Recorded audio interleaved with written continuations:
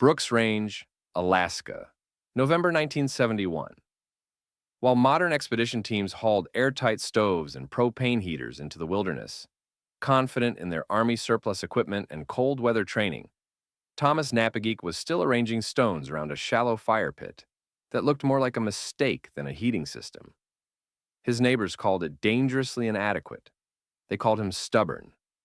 Napageek maintained his coal bed at exactly 4 inches deep, with air channels dug precisely 2 inches below, a configuration that seemed to waste heat and defy every principle taught in wilderness survival courses. He used birch and spruce in a specific 3-to-1 ratio, feeding his fire based on coal color rather than clock time, keeping temperatures between 450 and 600 degrees when modern protocol demanded 800-degree burns. Jack Morrison, the expedition's former Army cold weather survival instructor, shook his head watching Napageek work. Fire needs to burn hot and fast, not guttering like some half-dead campfire that'll quit on you when real cold hits. Dr. Sarah Chen, leading the university research team studying extreme weather adaptation, dismissed it as traditional superstition unsuited to scientific heating requirements. Then, November 8th, 1971 arrived. Temperatures plunged to 42 below zero and kept falling. The killing cold that would last 47 consecutive days below zero, testing every heating system in a 30-mile radius. Modern equipment failed spectacularly. Families burned through fuel supplies in days. Morrison's team faced fuel exhaustion by week 3. But Napageek's strange breathing fire, it maintained his cabin at 45 degrees while consuming half the wood his neighbors required. His coal bed stayed cherry red to the touch 8 hours after the last feeding, stone walls radiating stored heat through the darkest hours. What did this half-Gwich'in mountain man understand about continuous combustion and thermal mass that modern survival experts had completely overlooked? Thomas Napageek knelt in the November snow, his measuring cord stretched between stones that marked his fire pit's exact dimensions. The hemp rope formed an 18-inch diameter circle, marking a coal bed depth most men would consider insufficient for serious heating. Behind him, the sound of Jack Morrison's axe stopped mid-swing. Morrison had been splitting spruce for his expedition's airtight stove, but curiosity pulled him toward Napageek's peculiar construction site. "Thomas, that's the sorriest excuse for a heating fire I've seen," Morrison called out, his breath forming ice crystals in the minus 15-degree air.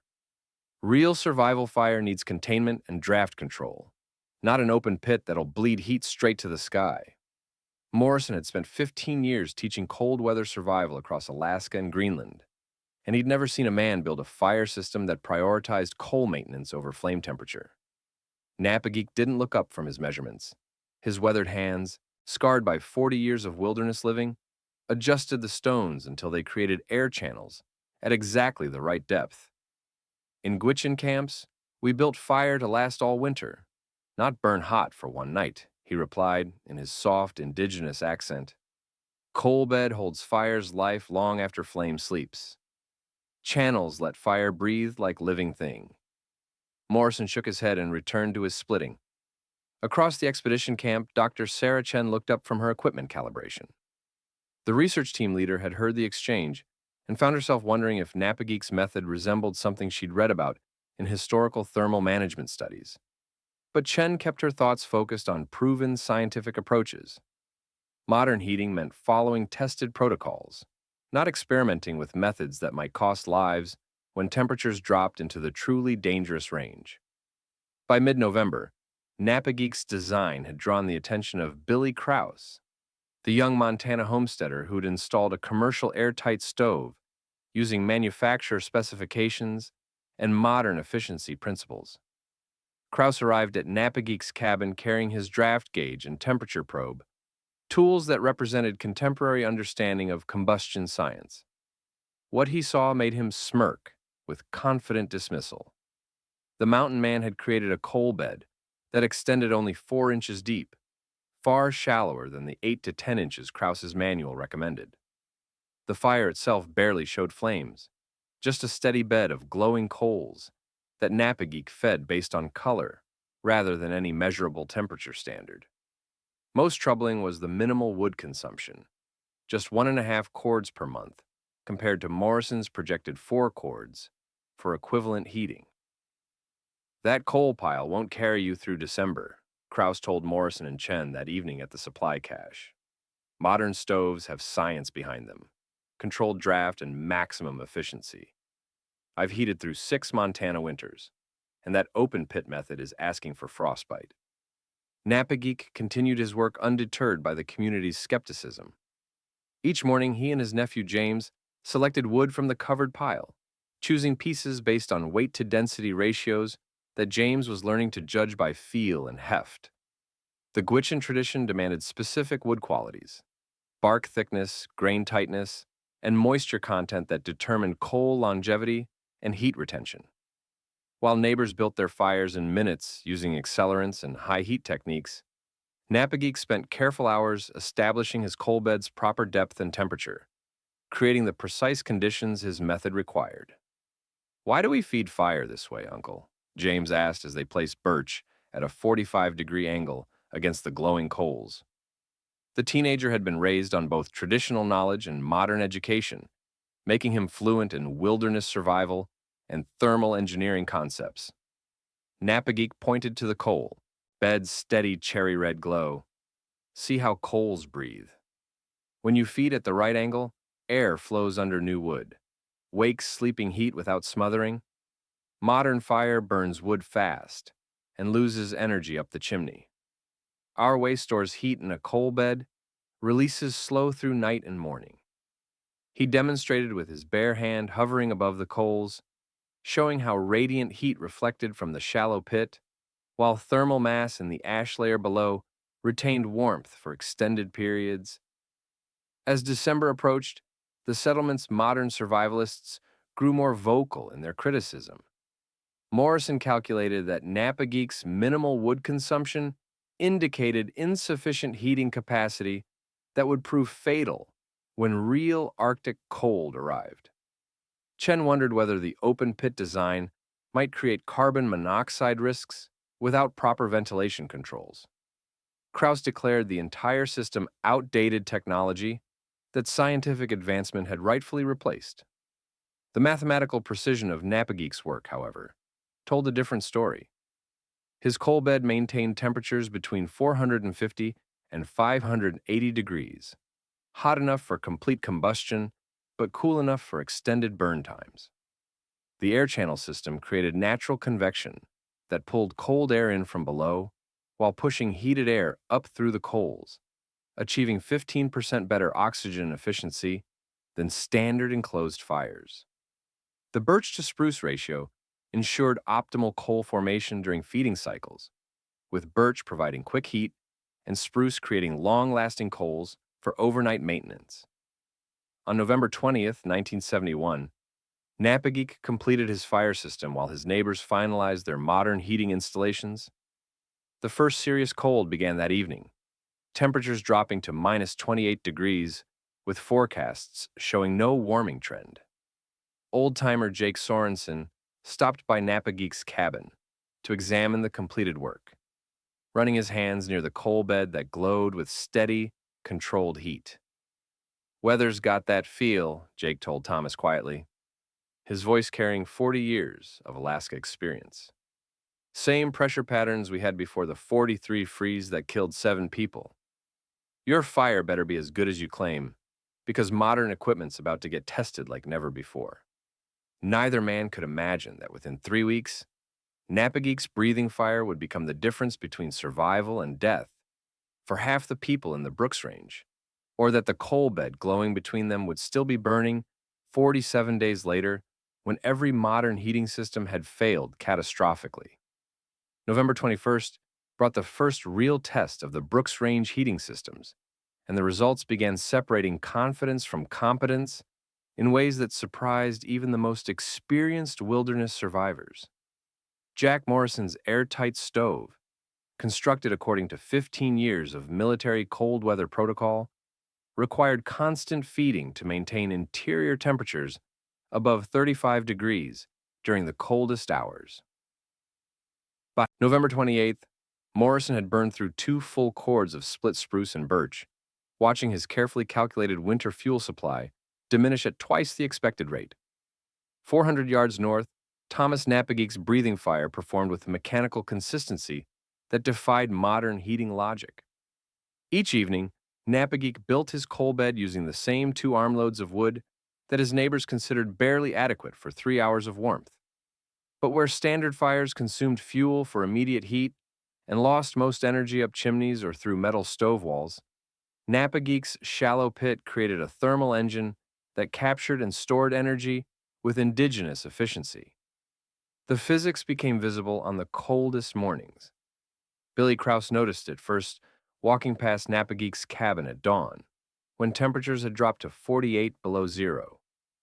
While every other structure in the area showed thick frost buildup on interior window surfaces, Napageek's glass remained merely foggy, a sign that interior temperatures stayed warm enough to prevent complete condensation freezing. Krause mentioned this observation to Dr. Sarah Chen, who attributed it to measurement error, until she witnessed the phenomenon herself during a 4-day cold snap that bottomed out at minus 52 degrees. Chen's scientific training demanded explanation for what her instruments were recording. Napageek's thermal mass system operated according to principles his Gwich'in ancestors had refined through centuries of fuel scarcity and unforgiving winters. During active feeding, the angled wood placement reflected radiant heat downward into the 4-inch coal bed, storing thermal energy in thousands of pounds of glowing coals and hot ash. The coal bed absorbed heat gradually during evening burns, then released it steadily throughout the night, maintaining livable temperatures 8 to 12 hours after the last wood placement.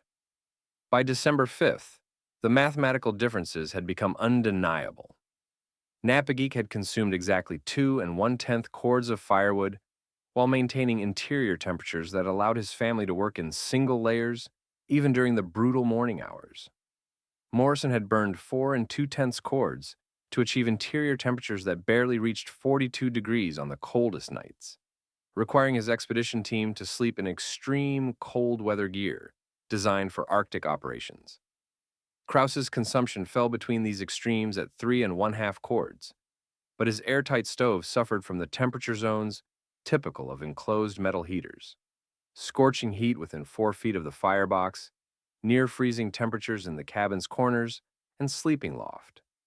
The thermodynamics became a source of growing concern among the settlement's more observant residents. Napageek demonstrated the principles to his nephew James each evening, showing how to test the coal bed's heat retention by observing color shifts at different times after feeding. 10 hours after banking the coals with spruce, the bed remained noticeably cherry red at its center, still radiating stored heat into the cabin's living space through convection currents that rose naturally from the shallow pit. Standard fires constructed with high-temperature burns in enclosed stoves lost their heat within 2 hours of the fuel burning down, forcing families to maintain active fires throughout the night, or accept interior temperatures that could drop to dangerous levels. Jack Morrison found himself studying Napageek's design with reluctant professional interest. The instructor's training told him that open-pit fires should waste heat and create dangerous draft problems, but the measurable results contradicted every assumption he'd built his reputation upon. During a visit to discuss fuel conservation strategies, Morrison observed Napageek's fire in operation, noting how the air channel system created superior convection that burned wood more completely and produced remarkably little smoke compared to his own sealed stove design. "I'll admit your method shows results," Morrison told Chen during their evening radio check with Fairbanks, "but it's too slow to establish and too dependent on constant attention. Most people can't afford 3 days to properly build a coal bed, and they won't wake up to feed it on schedule." Morrison's professional training prevented him from fully acknowledging that Napageek's simple indigenous methods demonstrated superior engineering, but the fuel consumption data was becoming impossible to dismiss as coincidence or favorable conditions. Chen began asking technical questions about thermal mass calculations and heat retention physics. Her research background recognized that Napageek's system provided measurable advantages: reduced wood consumption, more even heating distribution, and interior comfort that eliminated the need for dangerous nighttime fire maintenance. But Chen also understood scientific methodology. Her preliminary measurements suggested Napageek's coal bed maintained temperatures between 450 and 580 degrees continuously, while Morrison's stove cycled between 850 degrees during active burning and below 200 degrees between fuel loads. The constant moderate heat appeared more efficient than intermittent extreme temperatures, contradicting conventional wisdom about heating efficiency. The broader implications troubled Morrison's professional identity. If Napageek's traditional techniques proved superior to modern military survival training, what other indigenous knowledge had contemporary experts dismissed as obsolete?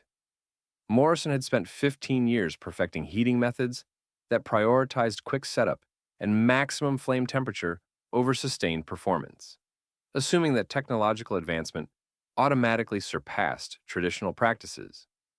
Napageek's success suggested that generational knowledge tested through centuries of life-or-death winters might contain engineering principles that modern expertise had overlooked in its rush toward complexity and control.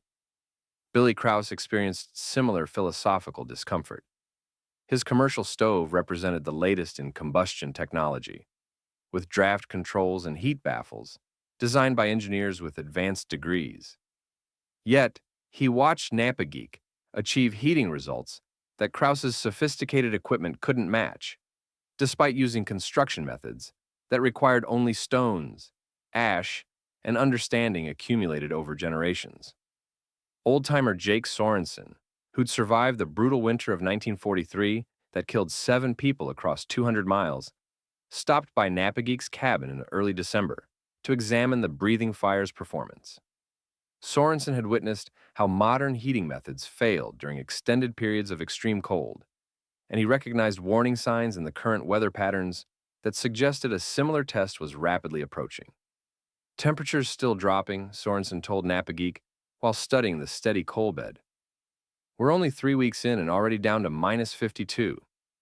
Barometer says this system's settling in for the long freeze. If we get 6 more weeks like this, your heating method might be the only thing standing between survival and body bags for more folks than you realize. The old man's words carried weight that the younger settlers didn't yet understand, but within 10 days, his prediction would prove devastatingly accurate as temperatures plunged past minus 60 and stayed there. December 15th arrived with a silence that experienced frontiersmen recognized as dangerous. The morning temperature read 61 below zero on Jack Morrison's mercury thermometer, and by noon it had dropped another 2 degrees despite weak sunlight. Jake Sorensen's weather predictions proved devastatingly accurate as an Arctic air mass settled over Alaska with the weight of a mountain, trapping the Brooks Range region in a cold that would not break for 37 consecutive days. By the 3rd day of extreme cold, Morrison's heating system began failing in ways that threatened his expedition team's survival. His airtight stove, designed according to standard military specifications, created a burning zone within 3 feet of the firebox, while leaving the cabin's far corners at temperatures that froze water solid in metal cups.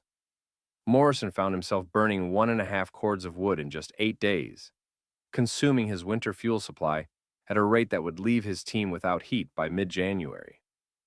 The stove's metal walls lost their stored heat within 90 minutes of the fire dying, forcing Morrison to maintain active burning 18 hours per day to prevent interior temperatures from dropping below 15 degrees.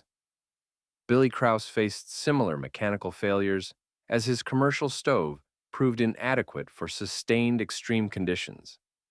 The firebox he'd installed with such confidence developed hairline cracks under the stress of rapid heating and cooling cycles, creating gaps that reduced heating efficiency by an estimated 25%.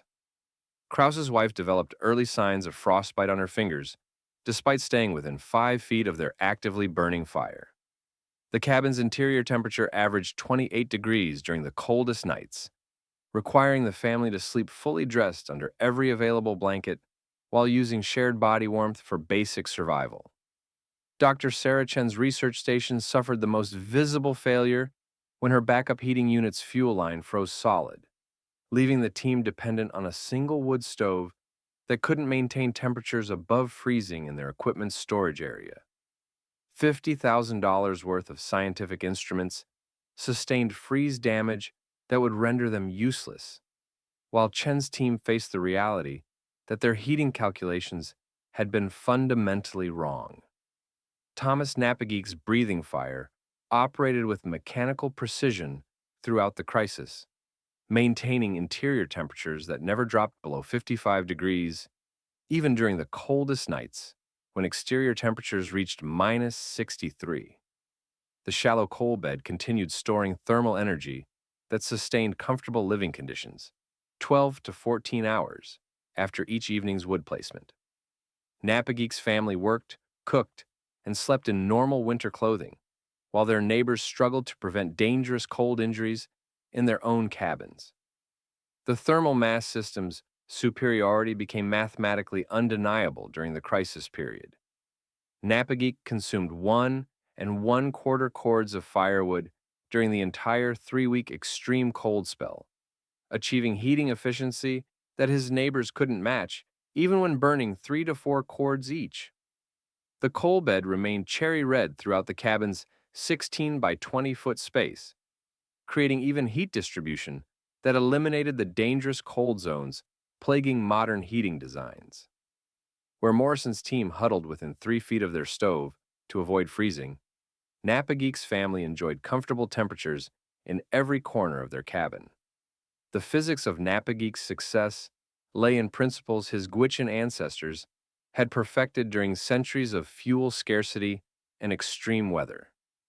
The shallow pit position created air currents that circulated heated air throughout the cabin's interior, while the massive coal bed captured and retained heat energy equivalent to 10 hours of active burning.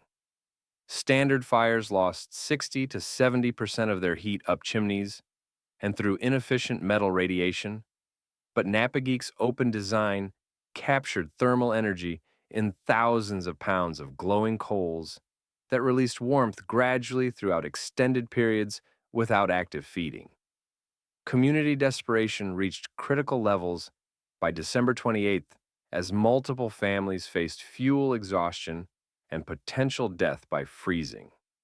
Morrison calculated that his remaining firewood would last no more than 9 days at current consumption rates, forcing him to consider burning equipment crates and structural lumber to maintain minimal heating.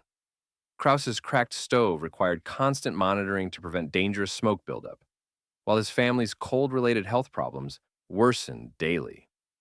2 elderly homesteaders, the Patterson brothers, developed severe frostbite symptoms on their feet that threatened to require medical evacuation if conditions didn't improve.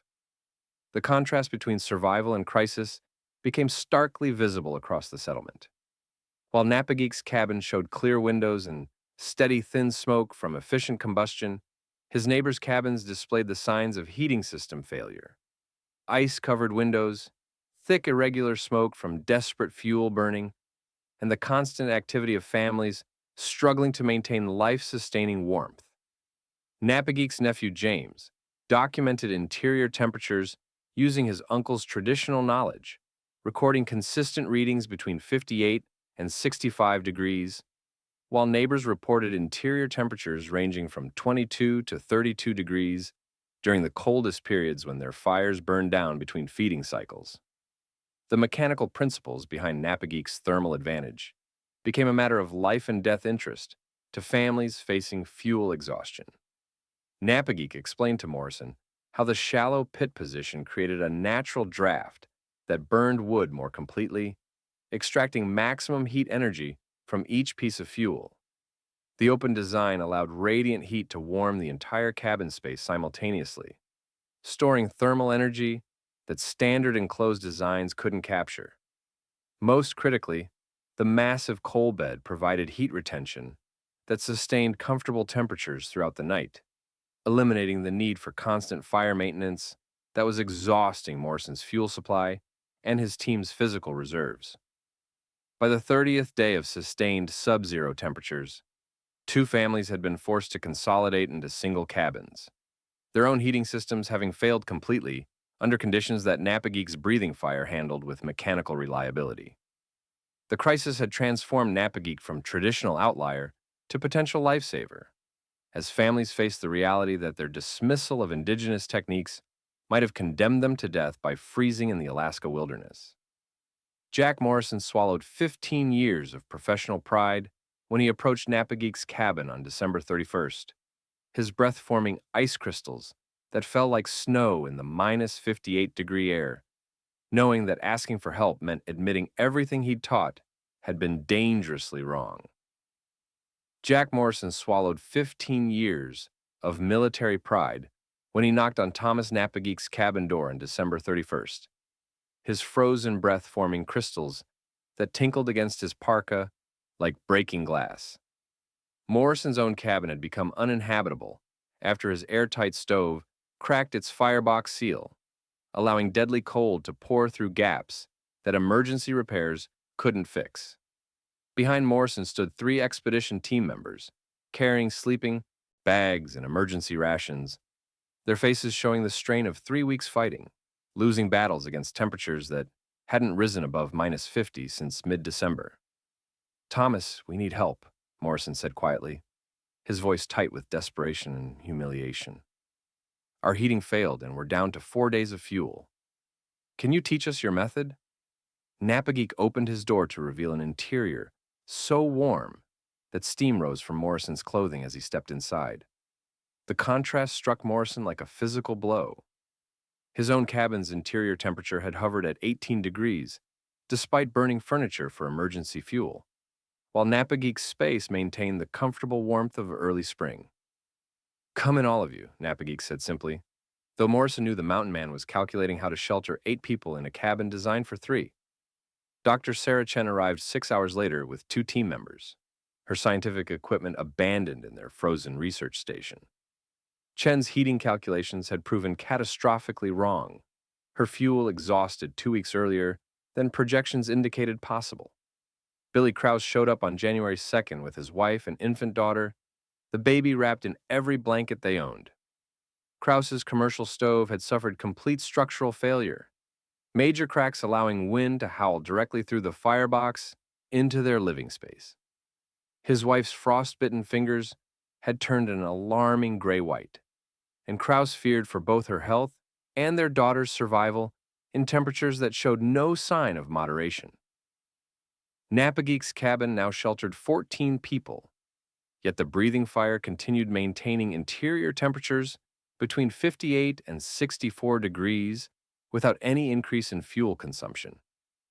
The thermal dynamics that made this possible fascinated Morrison despite his desperate circumstances. Napageek used the crisis as an intensive teaching opportunity, demonstrating principles that Morrison's military training had never encountered. "Watch the coal bed breathe," Napageek instructed, holding dried grass above the glowing coals.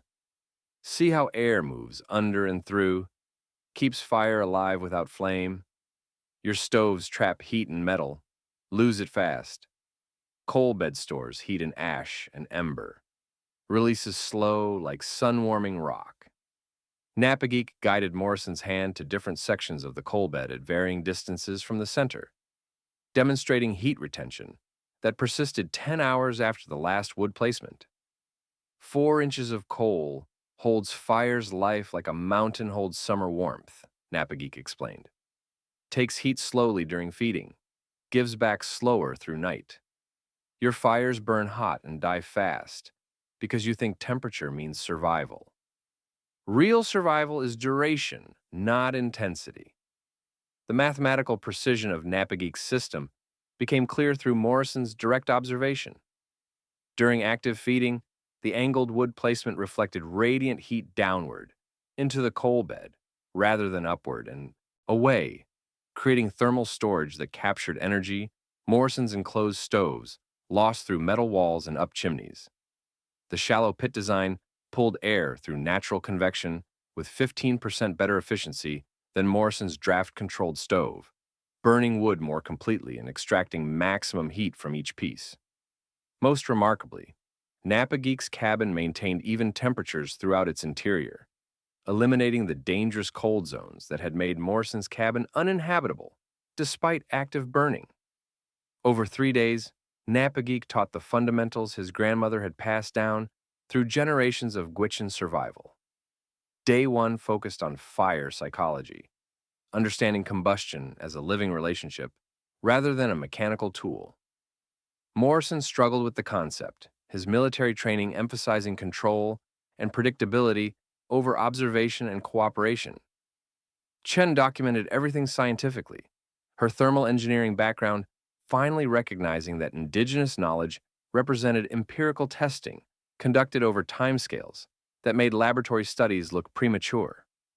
Day 2 covered technical systems, air channel construction using hollowed branches, optimal pit depth of 8 inches, allowing 4-inch coal beds with 4-inch ash insulation below, wood selection by weight to density ratios, feed angles at 45 degrees against existing coals, rather than perpendicular placement.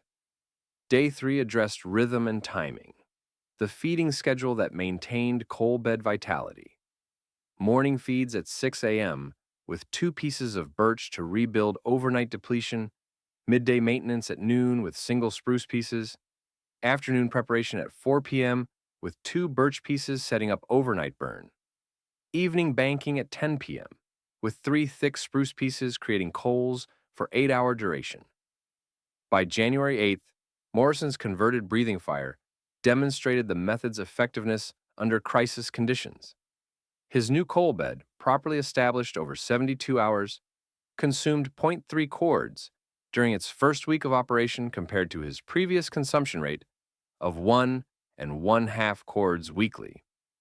Interior temperatures stabilized between 52 and 58 degrees continuously, allowing Morrison's team to sleep without extreme cold weather gear for the first time in 3 weeks. On January 10th, Morrison admitted publicly what his measurements had proven. I taught survival wrong for 15 years. I prioritized speed and temperature over sustainability and duration. Thomas showed me that the best heating system is the one that's still working when everyone else's has failed. Chen's scientific documentation validated Napa Geek's empirical knowledge through modern measurement. Thermal readings confirmed coal bed centers maintained 480 degrees over 48-hour periods. Time-lapse photography showed coal beds never dropping below 400 degrees between feedings. Efficiency calculations proved breathing fires produced 2.1 times more heat per pound of wood than standard high-temperature methods. By January 15th, 4 additional camps within radio contact had converted to breathing fire methods based on Morrison's desperate reports. Regional emergency networks documented the technique. Fairbanks Rescue Coordination noted that indigenous fire methods were preventing casualties in areas where modern equipment had failed catastrophically. The 47-day milestone arrived on January 25th, with temperatures still at minus 51 degrees. Napa Geek's original fire had burned continuously since October 15th, a total of 102 days without extinguishing. Total wood consumed, 5.25 cords, compared to projected 15-plus cords for equivalent modern heating. 0 casualties in camps using breathing fire technique. 3 lives directly saved through emergency teaching during the crisis. The fire that never died had proven that survival wisdom built over generations often surpasses technology developed in laboratories, and that the oldest knowledge is frequently the most advanced because it's been tested by the ultimate standard. People who used it wrong didn't survive to pass it on. February 1972 brought the first sustained thaw to the Brooks Range, and with it came Jack Morrison's public acknowledgement that Thomas Napa Geek's indigenous techniques represented superior engineering rather than primitive tradition. Morrison began dismantling his cracked airtight stove on February 8th, salvaging usable materials while discarding the metal components that had failed under extreme temperature stress. His reconstruction followed Napageek's precise specifications. Shallow pit 8 inches deep with air channels positioned exactly 2 inches below the coal bed level, thermal mass extending through carefully arranged stones, and over 3,000 pounds of ash and ember storage capacity positioned to maximize heat retention and distribution. Billy Krause contracted Napageek to build breathing fires for two expanding settlement families, the Hendersons and the O'Briens, who had witnessed the traditional design's performance during the crisis and refused to risk another winter with modern heating methods that had nearly killed them. Krause's own fire reconstruction incorporated Napageek's wood selection principles and coal bed management techniques, though Krause chose a hybrid approach that maintained some commercial stove elements, while adopting indigenous thermal mass engineering for sustained heat storage. The construction projects provided Napageek with his first income from building knowledge that neighbors had initially dismissed as outdated and dangerously inadequate. Dr. Sarah Chen experienced the most dramatic professional transformation, publicly crediting Napageek with teaching her thermodynamic principles that her university education had never encountered. "I thought my engineering degree made me an expert on heat management," Chen announced at the settlement's February gathering. "But this Gwich'in firekeeper showed me that true expertise comes from generations of people whose survival depended on getting it right. Every heating system I design from now on incorporates Thomas's coal bed and thermal mass principles." Chen's endorsement carried significant weight throughout Alaska's academic community, where her research credentials had established her as a leading voice in extreme weather adaptation studies. The techniques spread rapidly through indigenous networks that extended across Alaskan settlements in the Yukon Territory, Northwest Territories, and northern British Columbia. Napageek's cousin Robert, who'd settled near Fairbanks, received detailed construction drawings and coal bed specifications through spring correspondence, beginning the breathing fire's migration through Arctic communities, where fuel efficiency and heating reliability meant the difference between survival and death. By late 1972, 23 camps within 100 miles of the Brooks Range incorporated Napageek's shallow pit design, with construction requests arriving from settlements Napageek had never visited. Regional emergency services asked Napageek to oversee heating system installations for remote weather stations, acknowledging that his indigenous methods had prevented multiple deaths during the January crisis. The appointment carried both authority and responsibility. Napageek would inspect and approve fire designs before construction began, ensuring that families wouldn't face another extreme winter with heating systems inadequate for prolonged cold. Wood dealers began reporting significant changes in regional fuel consumption patterns by summer 1973. Firewood sales to Brooks Range area settlements had dropped 42% compared to pre-breathing fire averages, representing thousands of cords of timber that families no longer needed for winter survival. The economic impact extended beyond individual savings.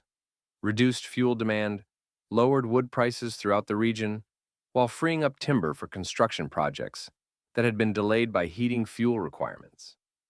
Napageek's documentation practices, learned through Gwich'in oral tradition, preserved construction details that would prove invaluable to future generations. His nephew James maintained detailed records of fire specifications, thermal performance measurements, and fuel consumption data, creating an engineering database that tracked indigenous heating methods under modern Arctic conditions. The records included wood selection criteria, coal bed depth calculations adapted to different cabin sizes, and seasonal performance comparisons that demonstrated consistent superiority over standard modern designs. The technique's validation came through measurable results that impressed even skeptical builders from distant settlements. Napageek's original fire, now in its second year of continuous operation, continued demonstrating 18 to 22 degree temperature advantages over modern designs, while consuming 48% less firewood than enclosed stove systems. Winter 1972 through 1973 provided additional testing opportunities as temperatures dropped to minus 58 degrees for extended periods, conditions that Napageek's breathing fire handled without difficulty, while standard heating systems throughout the region struggled to maintain life-sustaining warmth.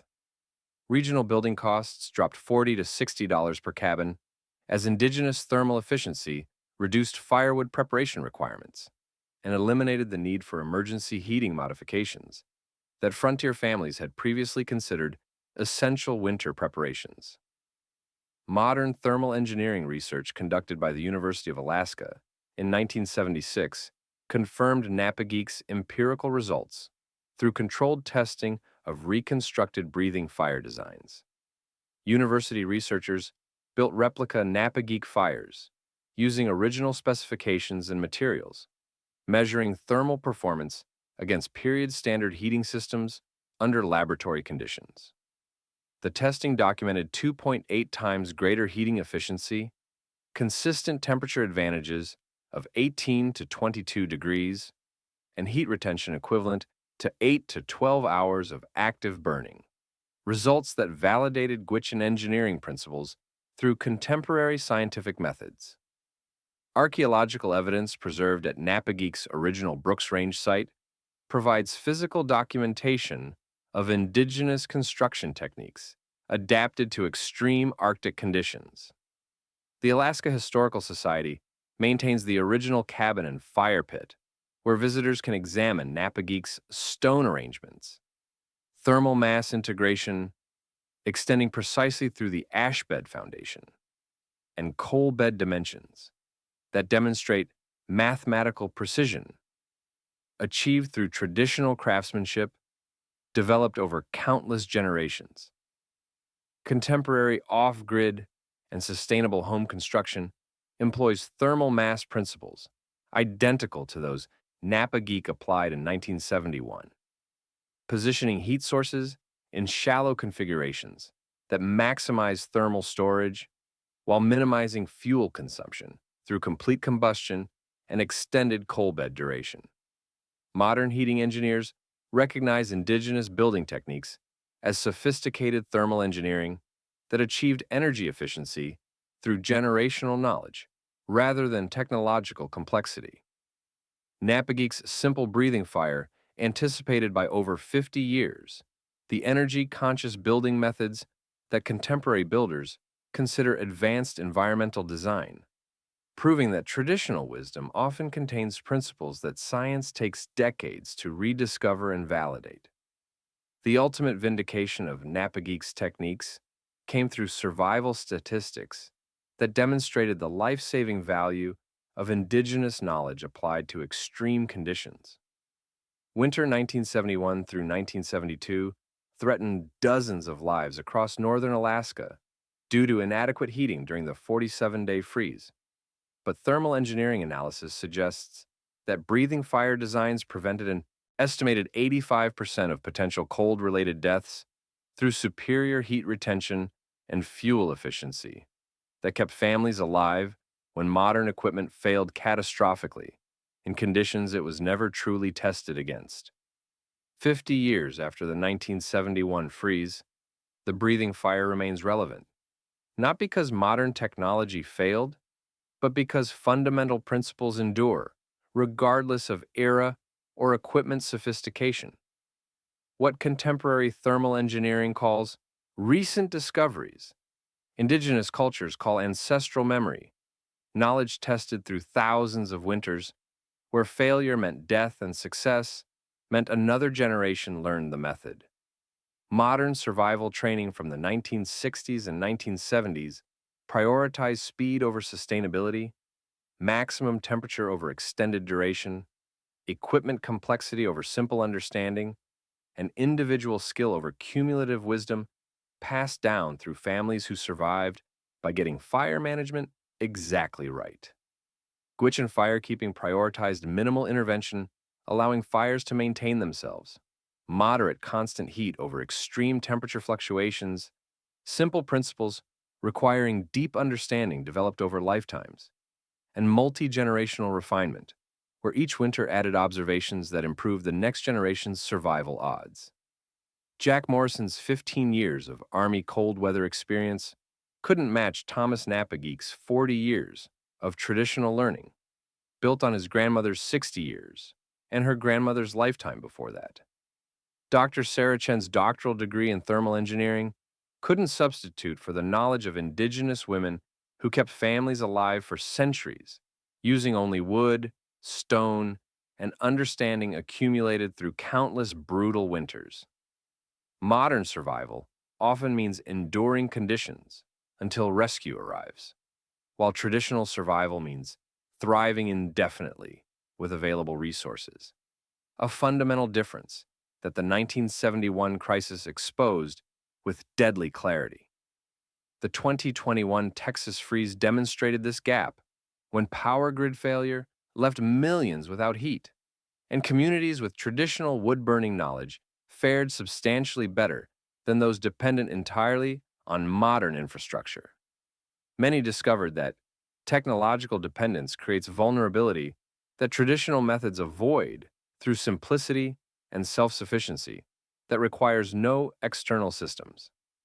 Climate change increases extreme weather event frequency, making infrastructure failures during crises more common and more dangerous.